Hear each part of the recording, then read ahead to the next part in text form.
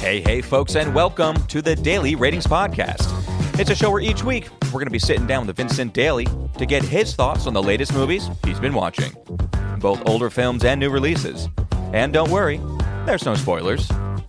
Vince will give a brief review of the movie, share some thoughts, and of course, then rate the film. The daily ratings are always fair, honest, and most importantly, they're consistent. On today's show, Vince will be rating and reviewing. We have all new movies this week, so we're jumping over to Amazon for Play Dirty, and that's directed by Shane Black. We then have in the theaters Anemone, directed by Ronan Day-Lewis, that is Daniel Day-Lewis' son. And then finally, we have The Rock in the Smashing Machine, written and directed by Benny Safdie. So let's hear what Vincent Daly has to say about these movies, these performances, and enjoy the show.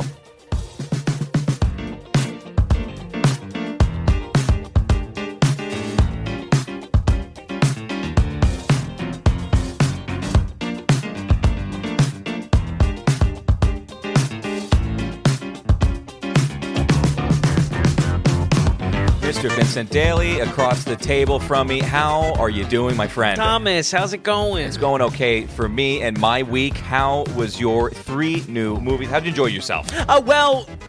It's hard to come off that PTA week. The PTA week was really Talk great. about riding high. Yeah. Also an electric episode. Folks, if you haven't listened to the Paul Thomas Anderson episode, I mean, I texted you, Tom, about it. I listened back to that. It's so great, in your opinion? I just loved it was just how much we love Daniel Day-Lewis. Really. But no, I really just think that was just an excellent episode that we did. So, well, we were having fun, and we were so excited to talk about the movies. Yeah, exactly.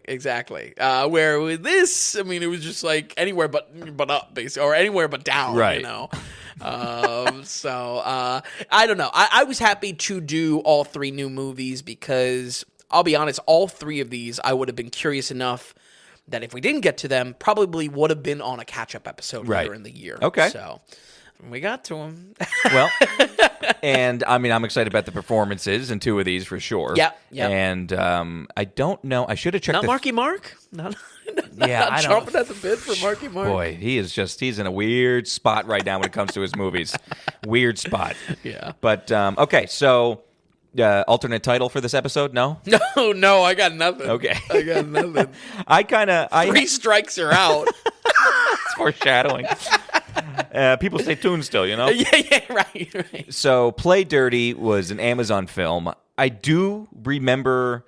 I didn't know what this movie was until I Googled it, and I was like, okay, I do know that some stories were written about it. And I saw some reviews. I didn't read through the reviews or anything like that. So I was like, okay, I don't think anyone's really talking about this film, and that is kind of the case. That being said, then I come to find out that it's, written or co-written, at least by Shane Black? Yeah. And directed by Shane Black. Right. And I'm like, I thought that was going to be big news. This guy usually has quite the following, no? Yeah, absolutely. I mean, at least a cult following, just for kind of seeing what's going to, even in comedic sense, just like what's going to come out from him. And he's been in the business for so long at this point. And I never think of him as old or... I always think of him as like middle-aged, you know? Yeah, for real. But anyway, so Shane Black, I mean, he goes all the way back... to Predator. He was in Predator as an actor. So right. Well, then he helped with the screenplay on Lethal Weapon 2. I mean, all the Lethal Weapons. One of the best movies. We'll cover that at some point. Yeah, we got it. Actually, that's a good point. But it's just the fact that and I always just kind of come back to Amazon. Like, what are you doing? Why are you so bad at getting these films out? Mm-hmm. And I don't know. Like I said, it's a Shane Black movie. I wish people were making a bigger deal about it, but maybe not. So why don't you set the film up and tell us how Play Dirty was? Yeah, well, out of nowhere, a new movie from Shane Black, and believe me, folks, I had zero interest reconnecting with Mark Wahlberg after this year's worst movie so far, Flight Risk. Though Amazon's been piling them up because I have yet to check out the recent War of the Worlds remake, which was done by Amazon, and apparently the worst movie of multiple decades, from what I hear. They're so bad at making movies. Yeah, it's like, what's going on? They just came out with an Idris Elba and what's the wrestler's name? John Cena movie called Heads of State. Oh, that's right. And again, they like to pump their numbers like one of the most downloaded movies of all time or one of the most watched movies on Amazon. And it's like, Yeah, it's on everybody's home screen. You're trying to do the best, and it's just such shit movies. It's like last year's Ricky Sidnicki or whatever. Oh, right. You know, the one with Josh Brolin and Peter Dinklage. Yep. There's shit movies. Yeah. I wonder if they count like the little preview trailer as a view count towards the movie. You know, they're bumping the numbers. That would be hilarious. Yeah. I do find myself rooting for Shane Black, though. And even though his last film was a serious miss, that was all the way back in 2017. So I hope maybe things could be different here. Things were not different, though. Shane Black. What was that film, by the way? That was The Predator. That wow, was, like the one with Olivia Munn in it? Yep. Oh, yeah. And that was the last thing he did for. And then the year before that, he was the writer for Nice Guys. Yeah, exactly, And director. Yeah. Oh, that's right. Yeah. So I mean really, Nice Guys is the pole I'm holding on to. Right. Yeah. You know what I mean? That's my only hope on Shane Black Island. Unfortunately, it really is. The misses are stacking up. Here, you know, Shane Black's signature crass writing, his comedic violence, it kind of stumbles once again in adapting an IP that is not his own. I think the key thing here is that it's not his own intellectual property. So there is a little bit of a disconnect, and I can say that with Predator, and I can say that with here as well. Very frustratingly, it left this movie feeling like a cheap imitator of his own style, which was just like, I don't know. I mean, very hard to say that to someone, that it's just like you're a shadow of what your own former work was. But this really felt like a wannabe Shane Black film, despite being directed by him. So the Play Dirty, what is this IP coming from? Yeah, so it gets its inspiration from a long-running character named Parker that is woven into, I want to say, over 24 novels. The writer is Donald Westlake, and this serves as the character's kind of big breakout movie.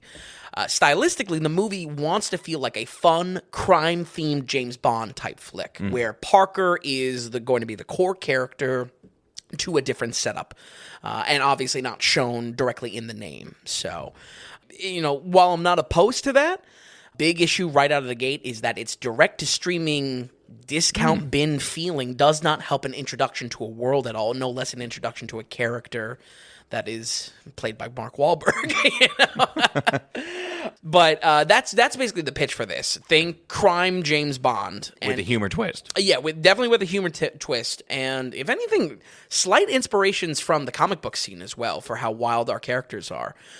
When it comes down to it, this is definitely a swing at trying to introduce Parker as, I mean, I've never read these, as I've said many times, folks. I'm a big dummy. I don't read books. But, I mean, Donald Westlake, 20, I think 28 novels. So it's got to follow him. Yeah, I mean, this is trying to make a jump like the James Bond novels once did, way back when. So, oh yeah, Jack Reacher. I mean, sure, yeah, absolutely. Mark Wahlberg does play Parker, a crack bank robber that gets screwed over on a job and is now looking for his next score. Little does he know, though, the same chick that betrayed him will get him back in the game. Soon, he has to put together a team for an impossible job comprising of Rosa Salazar, the femme fatale of the team, Lakeith Stanfield, the pickpocket, and a handful of others to get one over on everyone that wants Parker dead or alive. For a while, my summary for this story was just going to be me saying heist nonsense ensues. Like, literally, that was my only note. But I realized this did give me an opportunity to kind of clarify a good heist movie from a throwaway heist movie. I think a good heist movie has its focus on details and stakes, why this matters for our characters, but also, much like we talk about with good action, creating a certain understanding in the audience, creating an understanding that the audience can see how things would fall into place or how something that could be subverted. A great single example of this is Michael Mann's Thief with James Caan, just being a great example of, it's not really an overly complicated movie, but sets up the pieces so clearly that you can see where they're going to fall into place or where that's going to be kind of something to throw you off a little bit in the story. Heist movies like this, on the other hand, like Play Dirty, focus all on the gotcha moment and nothing else, where regardless of what's been building up towards, The razzle-dazzle finale makes our characters look like the smartest in the room. That really is this movie. That is the cheap throwaway heist movie. Yeah. And not at all what I praise when I say I love heist movies. It's the exact problem I expect we will find if we cover the Now You See Me movies. There's that third one coming out. It's like magician heists. Oh, no. That's a great example of, magic powers are a hand wave in a heist that makes no coherent sense.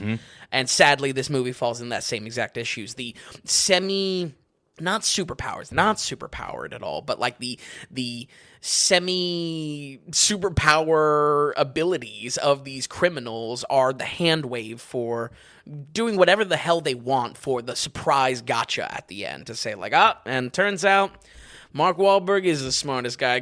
Parker gets away again, and that's basically... It's weak tea. Yeah, it's weak tea for sure. I just have to say, this budget is only $2.5 million. Oh, you feel it. Oh, you do? Come on, 2.5? I'm kind of like super impressed. That you feel it in the CGI. The CGI looks really bad. That just shocked me when I saw that. Yeah. I was like, what? Yeah. I mean, I guess good on Shane Black for like just pumping it out. Right. But this really, though, tries to unsuccessfully capture the fun, plucky crime of just countless more successful franchises. And I could almost name one in any type of media you could pick. Movie-wise, this is trying to be like Mission Impossible. Video game-wise, it's trying to be Uncharted. I was also thinking about Uncharted a lot just with Mark Wahlberg. Interesting. Believe it or not. Anime-wise, Lupin the Third really, just like kills this movie, this franchise. The list goes on. I think an issue here is that the comedy is also trying to be edgy whenever possible to show our characters live in a world of crime. This movie basically takes the flippant vibes of other Shane Black movies, like Kiss Kiss Bang Bang, for instance, and just unsuccessfully tries to amp up every punchline coming along with like a headshot kill or, oh, isn't this a funny character? Boom, now he's dead. You know what I mean? Like, it's like, all right. It's so flippant. It's so like nothing matters at all. Yeah. Like, it's just like, I really wish that the comedy was just done in a different way. And again, I don't think I was really opposed to Shane Black being a solid choice for this. If that's the vibe of the Parker world, so be it. Shane Black is probably a good match, but something came off just deeply inauthentic and almost, none of the beats meant to sell me on these characters sold me on these characters, not once. So, and I really like... Oh, I kind of like Lakeith Stanfield. I don't really know. He's not... I can't even peg what he's in, but I've known when I've seen him, I've liked him before. Yeah. I really do like Keegan-Michael Key. Yeah, he was actually... Probably the best part, wasn't he? Yeah, he probably was. Yeah. He's definitely a late tag-in on the building of the crew, building of the heist crew, but he was pretty good in this. But I would say just across the board, though, action scenes really not good. Frequently, the movie is plagued with unnecessary, really cheap CGI. And just from top to bottom, you can feel how cheap this movie was. This also marks the fourth bad soundtrack in a row for Alan Silvestri. And I maybe give it a pass. I'm not really trying to beef with Alan Silvestri. Yeah, what's your problem with Alan? You're right. I'm not trying to beef with him too much, but like, it would only get a pass if only every single track didn't have the sneaky triangle playing in the background. Like, okay, I get it. This is like going from like a spy kind of crime thriller type of thing. I'm not joking, Tommy. In every music track, it's just like ding, ding, ding. Like, I don't need the sneaky music in every track. Okay, so what you're saying is, Avengers Endgame, you did Back to the Future, you did Forrest Gump. We're dealing with... Sure. You're... Well, go ahead. I'm saying recently he's been pumping out trash. He does pump them out. Yikes. He's been pumping out trash lately. He does a lot. Yeah. Woo. So, slippery slope for good old Al. But honestly, so many of the little issues scene to scene would be smoothed out if Mark Wahlberg wasn't our lead. A movie like this needs to set its tone in its main character. And if this is supposed to be a wacky but still kind of lethal world of crime, that has to be sold to the audience through our lead star. Wahlberg's classic exasperated non-acting is the same exact problem that we saw with his role in Uncharted. It is the wrong choice because it gives off the wrong vibe. It's not necessarily like poor acting on Wahlberg's part. Frankly speaking, he's just doing what he always does. But it's just the wrong fit. I'll say even I wouldn't be against another movie around Parker's crime adventures down the road, but you got to cut Marky Mark, and you should probably cut your director too. We're going to go ahead and give Play Dirty a 30 on the dot. 30%. Cool. Pretty par for the course for Amazon. I would love to just do a 10-movie Amazon slot. What's the last 10 movies you came out with? Yeah. Because they just why can't they just do it right? Yeah. They just can't do it right. I also feel like somewhere in here too. was MGM wasn't part of this production, but it felt like the arrogance of late MGM, where it's just they think they can just make this work, as a James Bond. Yeah, kind of it is late MGM. I mean, it is Amazon bought them out. It is Amazon MGM. Yep. But okay, so from Shane Black, we'll put that in the bad column. It's almost like you're really hot on him, or. It's like, Shane, what are you doing here? What was this about? Yeah, for real. Not a great return after, 8 years? He hasn't directed, or has he been writing since? I don't think so. I think after I don't know what the story is behind the scenes. I mean, I hope it's not something, there's a tragic reason why he had to step away. Right. But the Predator in 2017 is the last thing he does. 18. Predator in 2018. Play Dirty 2025. Yep. And he has 2 screenplays for upcoming films as well. Yep. Doc Savage and Lethal Weapon 5. Well, here's hoping for Lethal Weapon 5. I cannot wait if for that only just episode. to do the episode. Cannot wait for that episode. Yeah. 30% for Play Dirty. I think no surprise there. I'm sorry you couldn't have a better time with her. Listen, honestly, the movie was so bad in some parts, I actually got enjoyment because it was just it tipped the scales in the sense that I was just like, all right, this wasn't I actually have things to really point to and say this was pretty horrible, Okay, well, let's just jump into the theater to see how your experience was elsewhere. Let's start with Anemone. Directed by Ronan Day Lewis. This is his first feature film, and Papa Lewis came out of his retirement or semi-retirement after 8 years of hiatus from The Phantom Thread. Yep. And we have a lot of Sean Bean. Love seeing I wish I could have seen this one. I was busy this weekend, folks. I was out of town, and I just like Sean Bean a lot. Yeah. Got to represent for anyone in the fellowship. And with Daniel Day-Lewis coming back, and the trailer at least made it seem like we're going to get a lot of these two guys dialoguing. Yes. I really don't know much about the movie. I might know a little bit, so excited to hear about Anemone. I literally have to say it slow. Oh, no, I feel you. I'm the same boat. Anemone, first directed Ronan Day-Lewis. Vin, set it up, and how'd you like it? Well, it's an interesting movie. It's also co-written by both Daniel and Ronan, making it kind of an oddly personal project, and one I don't really slight Daniel for going back on his retirement for. I think this was... there is some charm in the pitch of just that this is a father-son project. Yeah. Have you been watching any interviews or when he was on stage at TIFF? I'm sorry, not TIFF, New York Film Festival? No, I haven't. So obviously, I almost feel bad for him because I feel like he's going to be just hit with this question. You said you're going to retire. But on stage, he was very genuine about it. Yeah. And he goes, I've done this job a lot. I've enjoyed the job, and there's other jobs I want to do in this life. And we talked about that even last week, where he wanted to go be a cobbler. Yeah. Around the 2000s, which is such an awesome idea.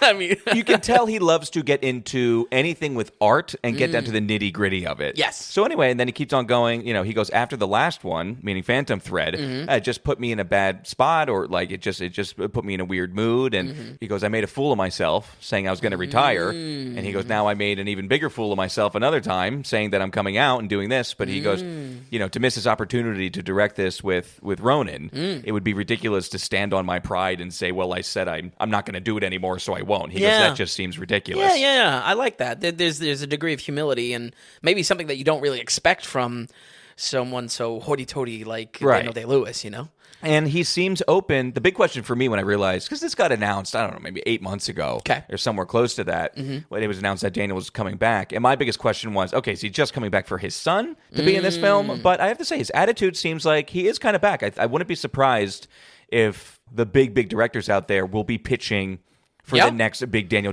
Sure. Day-Lewis performance, because I think he might be open to it. Yeah, absolutely. I think it's going to be more, what's his character? Is this going to put me in depression for the next 9 months? I think he's going to do that a little bit more carefully. Yeah, that's true. But he does seem back, which is cool. That's great. It's absolutely a movie, though, that is carried by his inclusion, as more than a few times in the story, I would say almost to the degree of obvious dramatic opportunities to develop other characters and other plot threads within this story are missed. There's something kind of missed here. Two really big moments stand out to me specifically in the movie, but instead they really focus on Daniel's acting and him acting his ass off like usual. So I'm in a tough spot because I feel like I really did enjoy this movie for even more reasons beyond Daniel Day-Lewis, but it does feel like his inclusion, it's a nice hook to watch the movie. I feel like in weird ways it kind of becomes a burden as well. So because I would definitely be excited to see what Ronan has on a second follow-up film, you know. Yeah, that's another thing. I almost feel bad for the guy because talk about being overshadowed. Right. I'd actually be curious about those happen. interviews just to see how much he's able to shine, you know? Probably not that much, but it's a give and take thing. It's just like, well, if I make a movie, no one's going to care. But if I make a movie and put my dad in it, people are going to care. Yeah. And maybe this is my stepping stone. Yeah, absolutely. Anemone is a very moody family drama, though, set in the lingering aftermath of Irish independence, and giving us a story on the British side and the lives that are affected by the Troubles. We actually touched on the Troubles way back when we covered Belfast. This is maybe not a good doubleheader, but kind of two sides of the same coin, showing the British side of this a little bit more, and definitely in the aftermath capacity of it. Sean Bean plays Jem, a father that travels deep into the woods of northern England to reunite with Daniel Day-Lewis. His character's name is Ray. Both of them estranged brothers for over 20 years. Unavoidable, deep-rooted trauma is unearthed between the two of them, but also a sort of long-overdue bonding that will lead the brothers down a cathartic road. The visit does have a purpose, however, and whether these brothers want to reconcile the truth or not, Ray will have to decide if his life will continue to be dominated by his complicated past in the war, or if he can finally start living again. I think the strongest element of the film is definitely the cinematography on display. So funny is what I wrote down. Really? Yeah. I mean, this was a gorgeous looking film. A lot of pure visual storytelling. There's a very early example that I'll point to is that Ray, Daniel Day-Lewis's character, doesn't know who is coming to the door. So he grabs like a hatchet, and the shot is just of his hand around the hatchet, just like tensioning and tightening, and like really like you just see the muscles and the arm flexing and whatnot. And then as soon as he hears his brother's voice, you see it just like slowly like loosen. And you see all the muscles release. Just really, really great stuff. That does come with a slight warning, and I'll call it an A24 style warning, that we probably go a good 30 minutes before getting any significant dialogue, period. So, you know, while it's definitely my bag, I mean, I love that type of shit. I love visual storytelling. Not going to be everyone's bag. Okay. And I think that's where we get probably the biggest divide in some of the scores around this film and some of the other reviews. But I thought cinematographer Ben Fordsman did an excellent job. And I've praised Ben specifically for St. Maud and Love Lies Bleeding previously. He has the Tom Daly. Yeah. You gave him the best cinematographer for Love's Lies Beating for last year. He's incredible. He's incredible. I picked this up from the trailer. I watched it multiple times, and I tried to watch as many clips as I could on this thing, just to get a grasp of what it is. And I could tell, right from the get go, I'm just like, ooh, this doesn't feel like a student film. Like this looks way better than most people's first feature film. Yep. That's awesome that you picked up on it. And St. Maud. And by the way, the movie you gave St. Maud a 70%. Yeah. And Love's Like Bleeding. It's just the fact you literally gave the guy. he's one of my favorite cinematographers. You gave him he has the Tom Daly in his pocket. It's in the mail. And it's stuck in the mail. I mean, talk about surrounding yourself with talent. Yes. Meaning for Ronan. Yeah, absolutely. So, I mean, honestly, I hope their collaboration continues, whatever Ronan's second project is. But, yeah, Ben kills it here. That's awesome. That's awesome. There are moments of beautiful surrealism, quiet beauty, visual storytelling most of all. These are not just atmospheric scenes for the sake of just being like trippy or atmospheric. No, they are telling something to it. So really, really hats off there. I think my hot take for acting, however, was I do kind of wish the roles of the brothers were reversed. Really? Yeah. Daniel Day-Lewis as this wild hobo wilderness man is pretty unhinged. I mean, he's pretty wild in this. And I think, don't get me wrong, he has some magical moments on screen. This is, there's a rant that he gives that feels plucked right out of the insanity of There Will Be Blood. Like, he really, again, Daniel Day-Lewis is acting his ass off. Big surprise.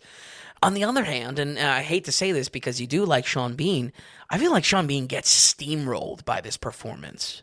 Maybe that's in the writing that the character is meant to be reserved, but he's not giving is it the way it's written? Barely anything in these scenes. But with the script and same script, different actor, would it be better? Or are you saying the script is No. I think maybe the script is also leaning towards these big monologues that Daniel Day-Lewis gets. So a bit of what I was saying, there's a degree here that it feels like he's the biggest asset for the film, but also kind of a crutch for the film. Right, okay. But I feel like where my hot take comes from that I wish they were switched is that, especially coming off of Phantom Thread, I know that if you know the subtlety of that he can bring to it, I feel it's unparalleled. Yeah, Daniel would be able to build on the subtle acting in these moments to give them substance. Where honestly, it felt like Sean Bean was just kind of waiting around for Daniel to be done,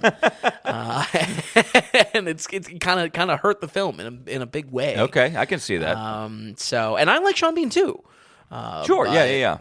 Just something that he really didn't have much. And like I said, my main note is he got steamrolled. Yeah, that's disappointing to hear. I thought he could do it. I thought he could be that match. Because the biggest question with this, it's, who's going up against Daniel? Can he do it? And we praised Vicky Krieps for keeping her own. Right, as a first-time actor. Mm-hmm. So I almost didn't expect it to be a problem with Sean Bean, Right.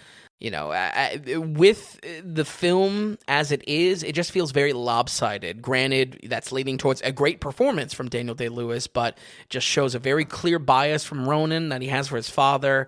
Probably just a little bit for the worst, unfortunately, because it's other acting performances not only were they steamrolled by this performance, they were also deprioritized. And I feel like that's where, go back to my comment in the beginning of just there are two opportunities in this story specifically that things could have developed in a really exciting way, done something interesting with the pacing, and really gotten around someone calling this boring. I feel like overall it's a very emotionally heavy film. Oh, is it too long? No. It's 2 hours. Yeah, no, I think it was just right. Okay. But, I don't think this gets across the finish line of, most people still calling it boring. Yeah. Even if you're, enveloped in it.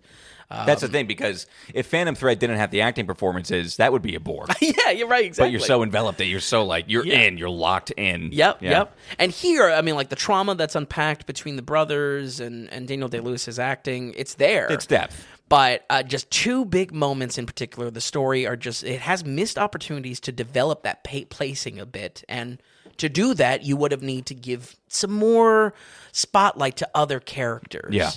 And each time these passed, you just left with more of the same. Even towards the end, there were some breathtaking scenes pulled off, even dipping a little bit into the surreal, which I watched one of the trailers. I'm kind of sad that they give it away in the trailer. Okay. Where some of the surrealism in the filmmaking was very interesting and kind of out of nowhere. But I think for most audiences, it will be a little too little and a little too late. And I know for me, I couldn't shake the feeling that there was a much tighter and stronger movie somewhere in that runtime. With that said, we're going to go ahead and give Anemone a 61. Okay, a 61%. I think that's fair. I said last week that I'm seeing things all over the map. Yes. I did not have a handle on how this movie was. Yep. I really couldn't figure it out. Yeah. And okay, 61%. I definitely I want to check it out. Mm-hmm. Probably wait for streaming. Yep. But to great see, rainy day movie. Yeah, to see the performances and to see the look, it just seems like it's got it. It looks good, which you can't say that for, like I said, a lot of directorial debuts. Yeah, absolutely. I could see also, I mean, if I really wanted to be mean about the visuals, I could see this as kind of like someone saying this is basically like a glorified music video at times, that the music and the visual storytelling is all that's going on. At the same time, I mean, that's where I was really enjoying It's like, somewhat all the purposeful. visuals It gets- of this. Yeah.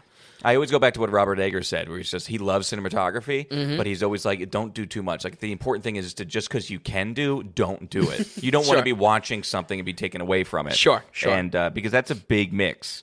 You know, sometimes people just go crazy just to go crazy. Yeah. And it's like, we a get good it. point. You're an artsy. You know, you need to handle it. I guess the big question coming out of this, though, do we have a potential Best Actor nom for Daniel? You know, maybe, because he has some great monologues in this. Again, He has given the platform. Yeah, it's pretty unhinged. He's a wild hobo man in northern England. Like, he says some wild things, this character. But we'll see. I honestly don't know if I would be ready to give it just yet, even a nomination, just because there's so much left to come out as far as these festivals. Right. Well, we'll hold that thought in that for Best Actor, because, folks, we're about to get to our next film in theaters. But before we do, we want to remind you that Vin and I here, the Daily Ratings is completely listener supported. We're not going to be advertising supported. We're not going to have any paywalls or tier structures on this site, or like a Patreon where we force you to pay a certain amount of money to get extra content. Everything that we do here at the Daily Ratings, the podcast, the website, it's all out there. It's all there for free. Technically, but the idea is that if you are getting any type of value from what we're doing here, are you enjoying the podcast? Are you using the website? We look at that as value in your pocket. So can you send us value back in our pocket? It is the value for value model. If you are enjoying what we're doing here and wish to support us, wish to help us keep this going, it does mean the world to us. You go to thedailyratings.com, you head to the donations tab, and everything right there is laid out. So there are some set donations, but at the same time, you'll see the big value for value button there. And you can peg whatever amount of value that you're getting. Everybody's on their own finances, week to week, and also everybody might be enjoying this in a different way. You might be somebody that just stops in a couple times a year. You might be a listener that checks into every single episode for the entire length of the episode. So you're getting a little bit more value from what we got going on. And that's why we're doing it this way. Peg whatever you want and send it our way. We really appreciate the support, and being listener supported kind of holds our feet to the fire a little bit as well, and it gets you into the conversation. When you send in a donation, you're an actual legitimate credited producer of the Daily Ratings. And with that donation, you can send in a producer note. Your note could be questions, comments, critiques, start a conversation, ask us anything, say anything. We want to bring you into the conversation because that's what being a producer is all about. So during this segment here is when we'll read off your note and address whatever you have to say. If you don't want to use your name and just want to be anonymous, just say, hey, I'd like to be anonymous. Don't say my name. And of course, we'll honor that. You can email us your note at tom.vin@thedailyratings.com. That's our email address. Otherwise, the PayPal box has something where you can put 250 characters in if you don't have a big note, and that's kind of how we're setting this up. So we appreciate those of you who have donated in the past, and if you want to be an executive producer for next week's episode 208, again, just head to thedailyratings.com and go to the donations tab. Okay, again, back to the Oscars.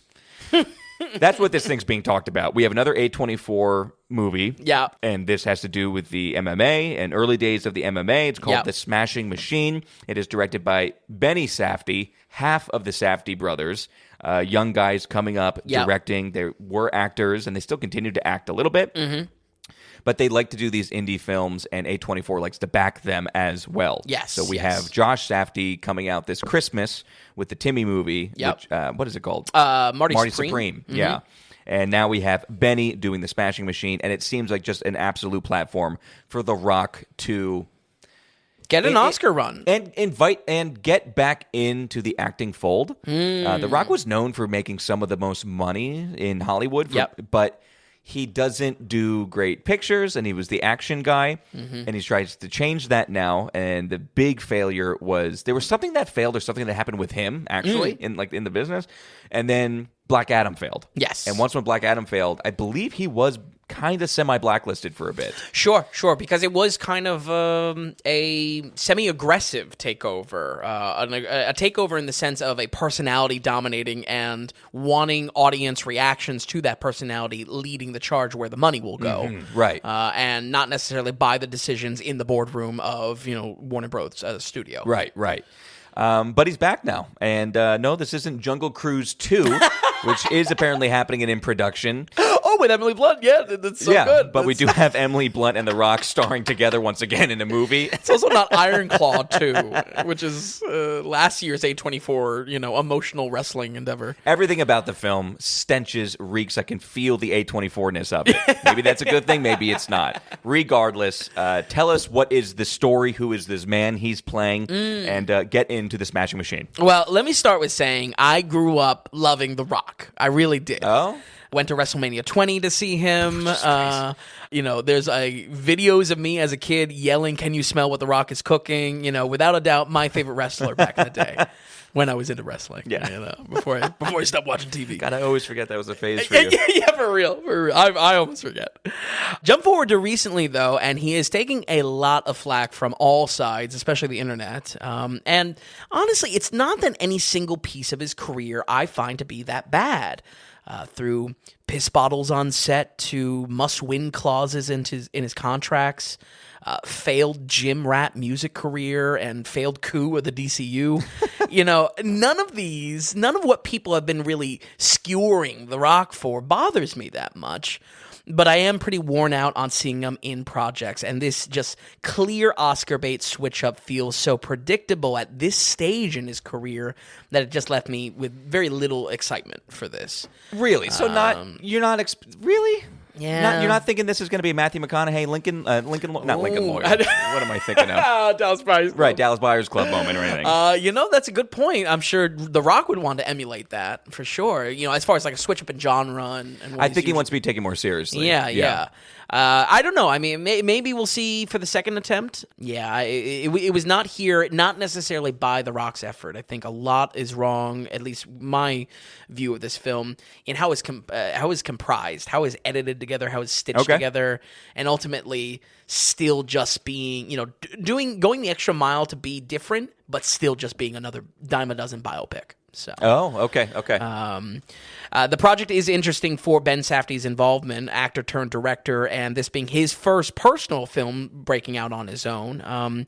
As far as the potential drama between him and his brother Josh Safdie, from what I can tell, there really isn't any drama. No, if anything, it seems like a kind of well thought out strategy of them divide and conquer. Yeah, divide and conquer, hedge the bet maybe a little bit, because they're both doing semi-sports related movies. Marty Supreme being a ping pong movie. Yeah, I guess. Both kind of biopics, really. Yeah, exactly.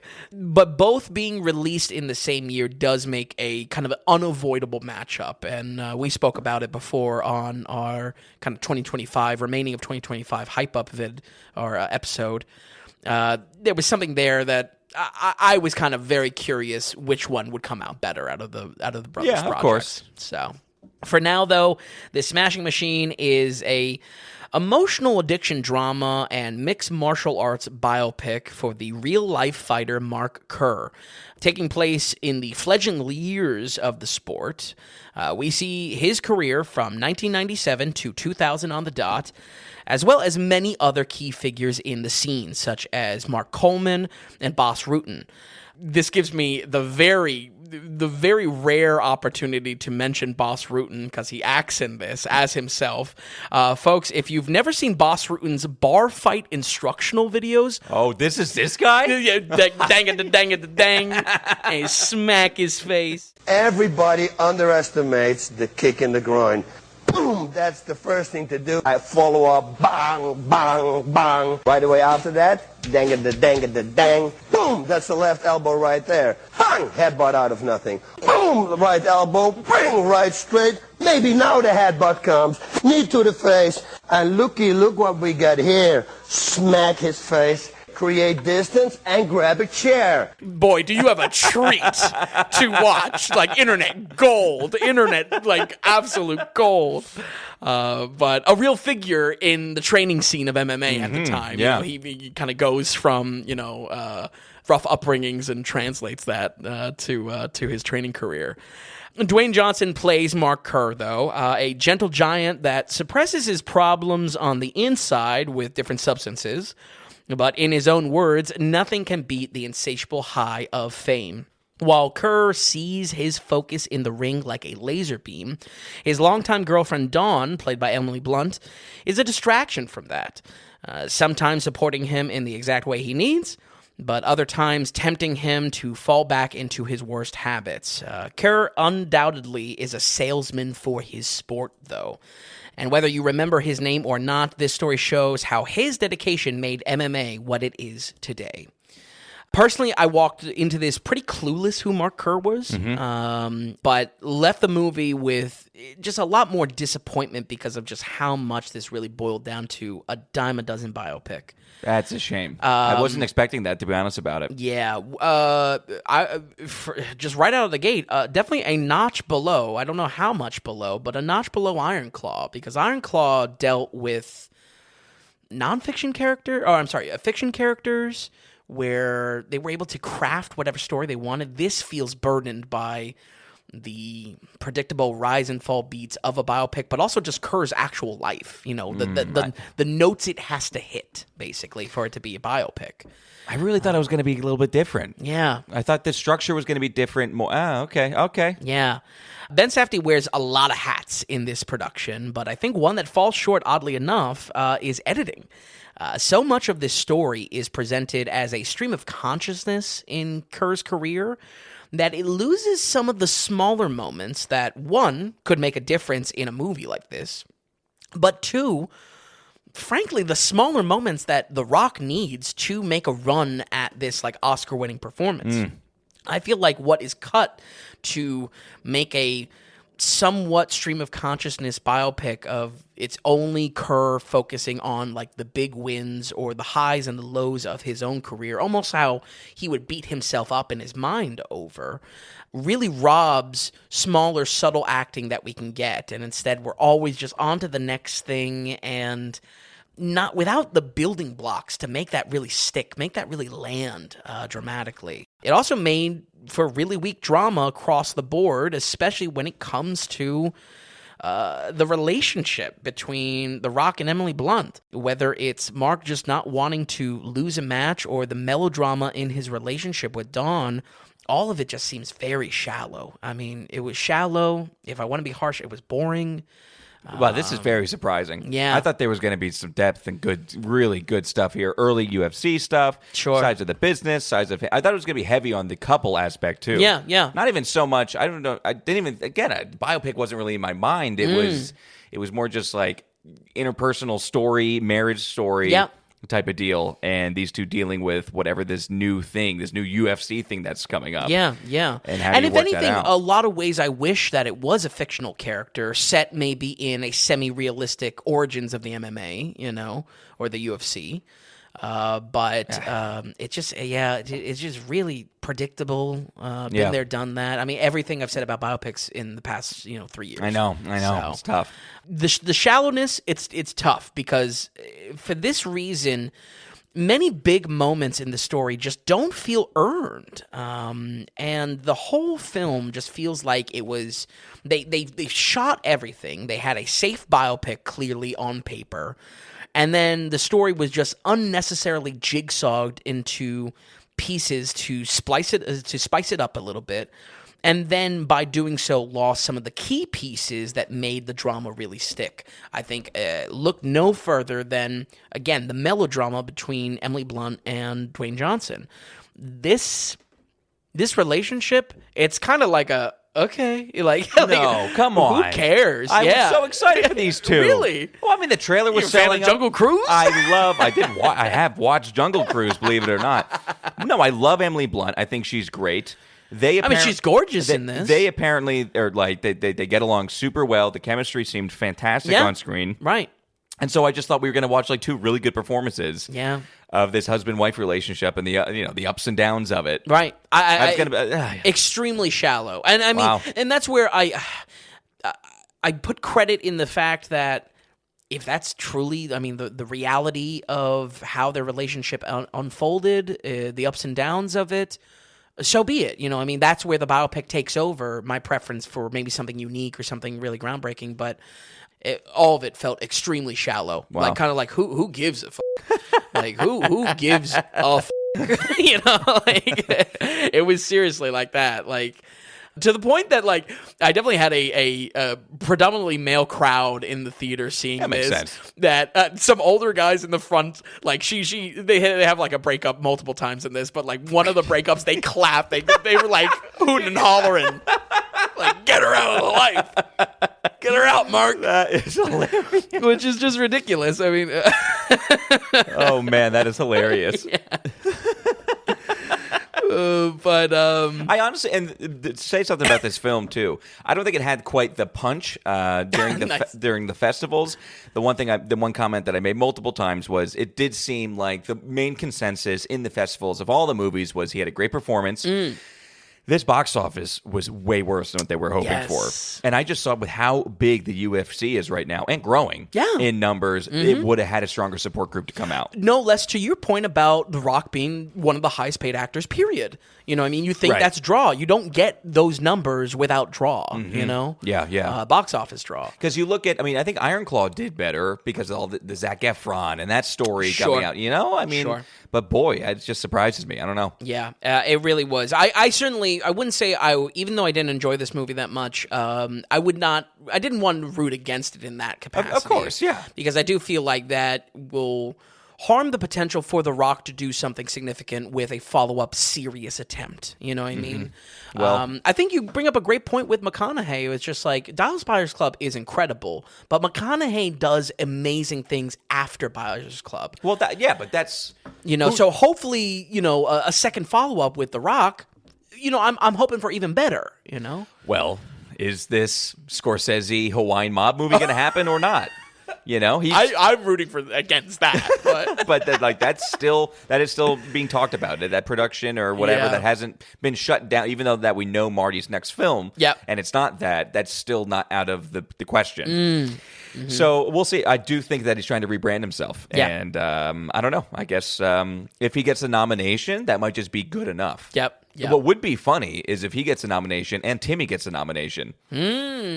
Like, again, divide and conquer. These Safdies are still... I think, where I initially saw that as like, oh, what's the drama? Yeah. No, You're right. I think it's all strategy. I think the Safdies are strategics. They're going about this in a smart way. So, like most boxing and fighting movies, I am always interested in the cinematography once in the ring and how everything is presented. A lot is done to translate the 90s aesthetic, the late 90s aesthetic here. And I would say in a big piece of praise for Ben's directing, many moments kind of captured the feeling of like a worn out VHS tape of an old wrestling match that you recorded. Lens flares, small scale crowds, like smaller scale crowds than you expect. Right. Like, Because it's so early on. yeah, it really captures a homegrown kind of vibe to the early days of the sport, and I think that's something worthy of praise. Similarly, fights are mostly presented ringside, peering through the ropes and giving kind of an authentic fan experience to it. I think that's very intentionally done. I do think it does rob some of the physicality of The Rock once he's inside the ring because he is... I don't know. It feels like he's more jacked than ever. Let's talk about transformation real quick. It looks like the prosthetics look great. Yeah. He definitely hit the gym hard to get that back because he was kind of thinning out a little bit. And even in the press circuit for this now, you see almost what Batista kind of went under a transformation. He kind of seems to be bulking down intentionally. Yeah. know? Well, because of what he had going on in this film. I mean, he looks good. He looks like the guy. Yeah. I thought the prosthetic work and all that was good. Yeah, I just wish there was just more done in the story to amp up the competition and build some drama around who Kerr was going up against. One of those things that's missing in the edit, I feel like, is that there's not really stakes around who he's going up against, especially to really make those points that he loses hit even harder. I'm not requesting this to be in a cartoonish way either, not like a Rocky type of, we got one big villain he's going up against. No, but create some stakes around what he is up against in the ring, where so much of it being stream of conscious, it was just kind of like, okay, and he's showing up for a match, and is he going to win or is he going to lose? And there's nothing else to it. So, other than that, though, I want to praise The Rock. He's definitely got some emotion in here. They give him some big emotional moments that I would say he brings it, but I feel like he's unfortunately cut short by shallow drama and somehow that organization, almost the edit of the film, the composition of the film, lacking in a lot of areas. I would say this wasn't exactly bad, but there's also zero reasons to rush to see it. If you have any interest in the sport itself and curious of its origin, I really do think a documentary, even the 2002 documentary about Kerr, would be just a much better choice to give perspective to the missing industry angle that this lacks as well. But as far as The Rock's chances at an Oscar go, we'll have to wait and see for something a bit more original that he can step into, I think. We're going to go ahead and give The Smashing Machine a 56. Okay, a 56%. You know what you got on Iron Claw? What? 58. There it is. Okay. There it is. I did not look that up. Okay, excellent, That's excellent. great. 56%. And like I said, it was definitely a you said couple a tick notches. below, yeah. Yeah. And did it feel like A24? I don't know. The thing is, I don't know what A24 feels like anymore. They have diluted their brand. Anemone was an A24 film without being A24. It was A24? No, but it might as well have been. Vibes-wise. I see. Okay. So, boy, a 56%. Well, good. I'm glad we put our mark on that. I'm finally have been dying to hear what you were going to say about The Rock and his transformation, what it was able to do. Now we know. And, okay, this week, that's where I was like, 3 strikes, you're out. Oh, yeah. I was hoping you like Smashing Machine a little bit more. I just thought there was going to be more grit, more emotion, more heavy. I thought you'd sink into it, feel a little bit, but boy, oh boy. Yeah. I mean, really, I'd be curious maybe to hear perspective from someone that is really into UFC, really into the early days specific, because again, this is the first 3 years of it. I mean, a lot of this film even takes place in Tokyo, so it was kind of pulling the heartstrings of wanting to go back to Japan. I'm telling you, it was kind of a throwaway, unfortunately. Wow. Yeah. That's just shocking. Yeah. That's shocking. I mean, at least not like a rush. This is not something that I'm saying like you got to see it in theaters, which is unfortunate for its box office. Yeah, well, it's A24, so it'll come out on HBO Max. Yep. Based on the box office, probably not too long from now. Right. And I mean, it sounds like if you want to watch kind of a guy enveloped in his work and everything like that, and what he does, and the time and effort he puts into it, the straining of the relationship, watch Phantom Thread. Nice. That's sure to get the MMA crowd. All right, been looking at any of these scores, anything you want to touch on? Or actually, let's talk about next week. Yeah, We're talking about next week, baby. Yeah, next week we have our Tron episode, of course, covering the 1982 original, the 2010 Tron Legacy. Hell yeah. And finally, Tron Ares.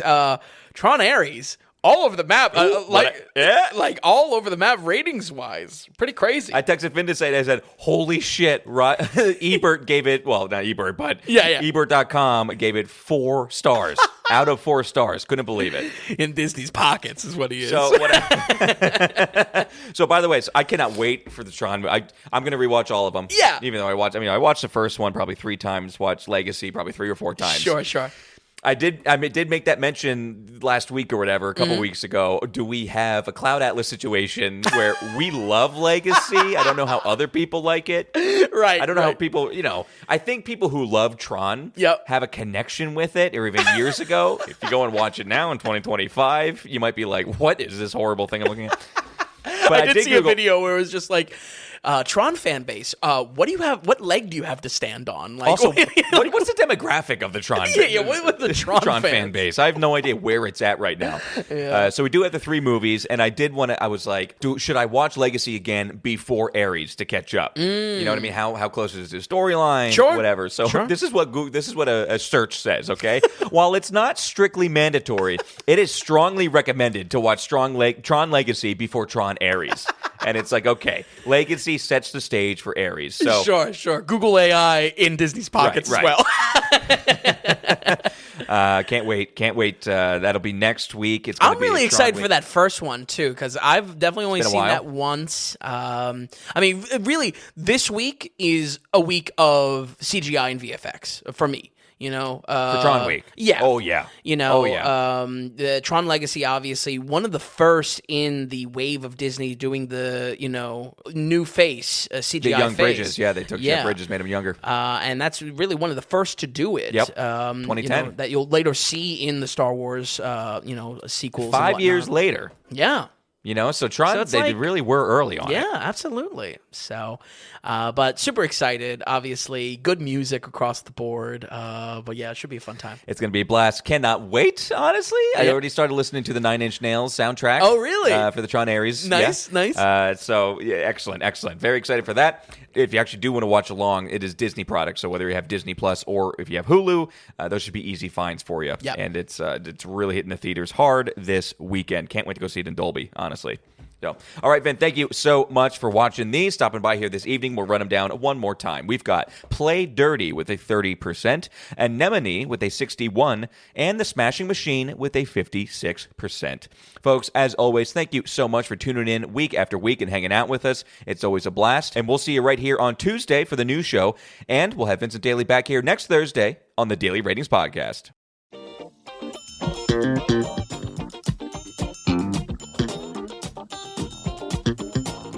And hey, if you enjoyed the podcast, if you would, give us a good rating or get the word out and tell a friend about us.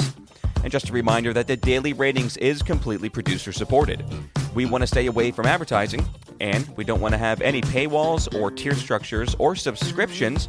It's all just value for value. So, are you finding value in what we're doing here at the Daily Ratings? Then become a producer and donate whatever amount of value that is. Just go to the donations tab on thedailyratings.com. And while you're there, be sure to check out the massive amount of films that Vince has rated. So thanks so much, everybody. We'll see you next time on the Daily Ratings Podcast.